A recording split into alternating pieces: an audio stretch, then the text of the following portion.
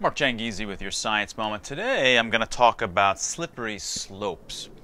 Now, often in discussions, if you're arguing politics, you're arguing about anything, someone might say, yeah, but if you take this position, it just puts you on a slippery slope, and then soon, yeah, sure, you're fine with like a little bit of pornography, but then you have to accept all kinds of things with all kinds of animals and whatever.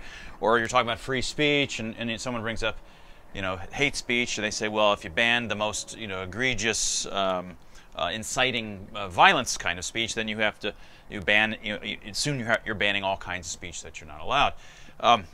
Now, these sorts of slippery slope arguments, I want you to just try to forget about them. They don't apply.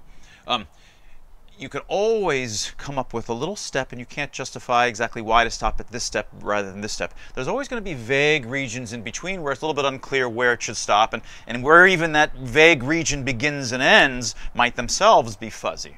So within politics and ethics and complex discussions, these vague or slippery slopes are going to happen because they happen even outside of those complicated fields. They happen for simple things like shirts and pants and baldness and heaps and fans and tables and chairs. They happen everywhere. This kind of slippery slope, it happens. So, for example, there's a standard bald.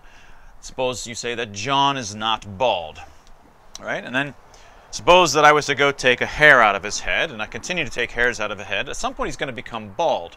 But there's not any one to the hair point when he was not bald and then became bald. And in fact, you can do this. This is called the Sorites paradox, or the heap paradox, which goes back a couple thousand years from the Greeks.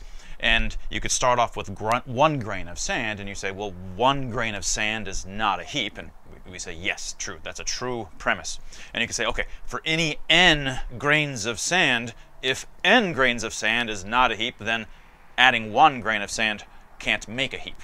And you say, well, yeah, that's certainly there can be no 1 grain of sand distinction between something that's not a heap and suddenly it becomes a heap, so you nod your head again. Well, the problem is, of course, if you've agreed that 1 grain of sand is not a heap, and for any n, if it's not a heap, adding 1 doesn't make you a heap, then you can conclude from that there are no heaps, which is, of course, absurd. There are heaps.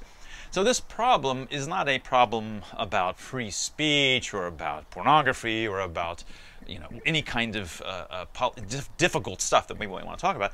It's true about everything that we deal with. So the answer in those circumstances, when someone says, yeah, but how do you draw a line? You say, look, I don't know how to draw a line even between what counts as a chair and what counts as a stool, or what counts as bald or not bald, or dog to cat and things like this. They're everywhere. This is somebody else's problem. It's not our problem. Let's just set it aside. You're going to find these vague areas all over the place in complex politico-philosophical discussions, and just don't worry about the fact that there's these vague areas. They happen everywhere. Not a big deal. And that was your science moment.